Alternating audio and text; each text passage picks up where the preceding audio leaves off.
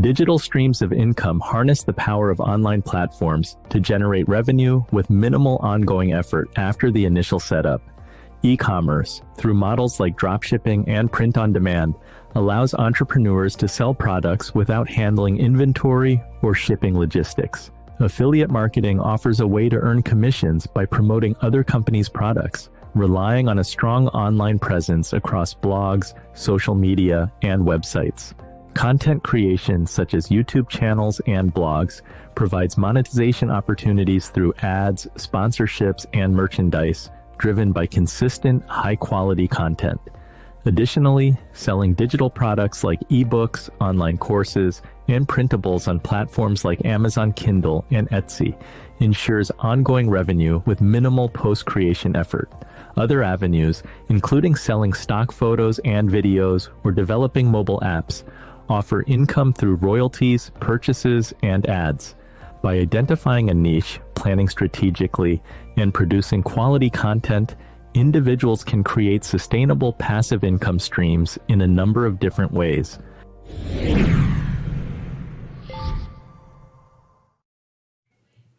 Michael, how do you see the role of digital products in complementing your more traditional real estate investments? It's been a wild experience for me because unlike these other gentlemen, I happened to get into this space completely by accident. So my story is a W-2 employee. I retire in 2018. I'm bored. I don't know what I'm doing. I have no plan, but I have enough money to do whatever the heck I want. So I go from being extremely excited to retire to being depressed. Ultimately, what got me out of it was creating one rental at a time, the book, YouTube channel, and everything else. I don't have a team. I don't have employees. I don't owe anybody anything. And, I've made over 7 figures completely by accident. Most of that's margin because there's no costs. Just by putting content on YouTube, I've done over 14,000 videos. Those lead to books, lead to courses, lead to affiliates. I did an in-person event in Vegas last year, which blew me away. I just focused on helping people. My main platform is YouTube. And then out of that is 5, 6, 7 different streams, no ads, no mentions. I don't ask for anything. It's just continually adding value and, good stuff happens. That's a pretty happy accident that you had. Yeah, it's a pretty happy accident. Yeah, no kidding. Dustin, how about you? Like, how do you leverage your online presence to generate multiple streams of passive income? Yeah, I love working with affiliates, especially when I say especially, I don't work with affiliates that are not good for my students or my audience. The great thing about affiliates is in real estate investing, because that's what I do, is I coach people how to invest in real estate. With coaching students, there's a lot of things that they're going to be needing either in their business, services or platforms or whatever, bank accounts, you name it. There's so many things that they're going to need to have. Now with affiliates, the great thing is I'm marketing for these other companies. Like I'm doing all the work, bringing all these people in, and then I just share with my students and my audience. Like my podcast is doing really well. We're 2 million downloads now. Just me teaching people how to invest in real estate. And with the podcast and my students and the courses and the convention that I put on, I point them to these companies that they need in their business, in their whatever they're doing for they're making their money. Now with that, they don't pay any extra.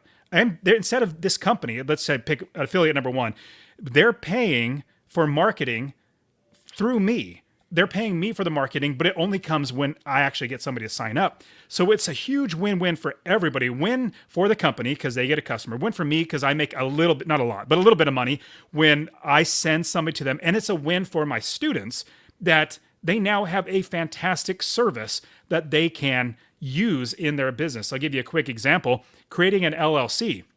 Usually when you create an LLC, and a lot of real estate investors create LLCs, it usually costs a couple hundred, if not, I know some companies cost $1,000 to create an LLC for you. Not saying that they're bad, it's just kind of expensive.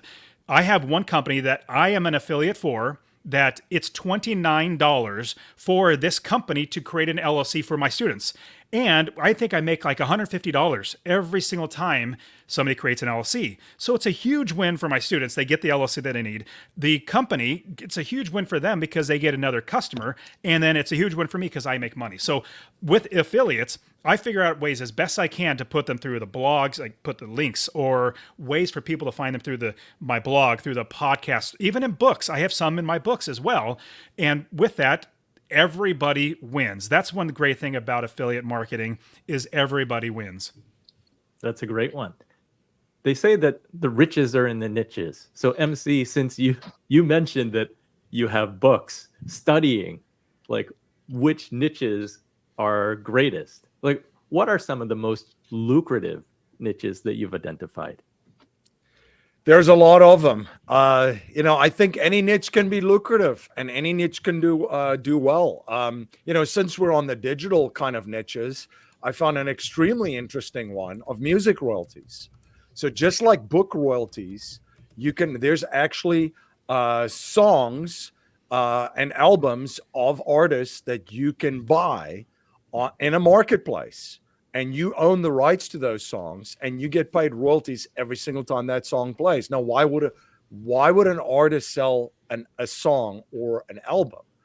Well, sometimes they need to raise capital for their next projects, so they sell some of the songs on a particular album to raise that money to put that into their next project. So, that's been a very interesting one. And you would also notice. It doesn't matter what the economy's like. People listen to music, and music keeps getting played. So I found it's a very recession-resistant and economic downturn-resistant one. But there's a plethora of those ones, and I think, which ones are the most profitable? It all depends. It all depends. Any one of these ones can be extremely profitable. But the digital ones, you should definitely have some of those, just to have a well-diversified income stream from many, many different sources. Love it. Colton, what are some of the challenges that you've faced in building digital income streams, and how do you overcome them? Yeah, so I really don't take digital income streams and all that too seriously. For me, I'm just mainly focused on what's my passion is, which is mainly real estate investing, educating myself about learning about different types of investments, whether it's stock market, keeping up on the trends, or crypto. So for me, to be honest, I haven't really dedicated nearly 100% of my efforts to social media.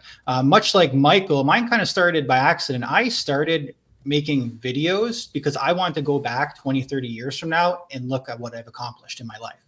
Mm-hmm. And people said, well, you should really put this online because you're teaching people how to renovate stuff and you're showing people that it's possible. And it kind of snowballed into what it is today. And I think it's because I never necessarily had a massive passion for video making or editing. My passion's always just been investing. And at the end of the day, when I was taking it very seriously and I was trying to pump out a video a week and I was trying to coach people, to me, it just felt like I was having a second, third, and fourth job. So I can't really say that I'm an expert in digital products. I mean, I have a book because I kept getting asked, hey, how do you buy your first property? And after 30 or 40 conversations, it gets boring. So I compacted it into a 64-page booklet. And it brings in, I don't know, maybe $100 a month. It's nothing crazy. My YouTube, I try to put one video a month when I feel like it, maybe two.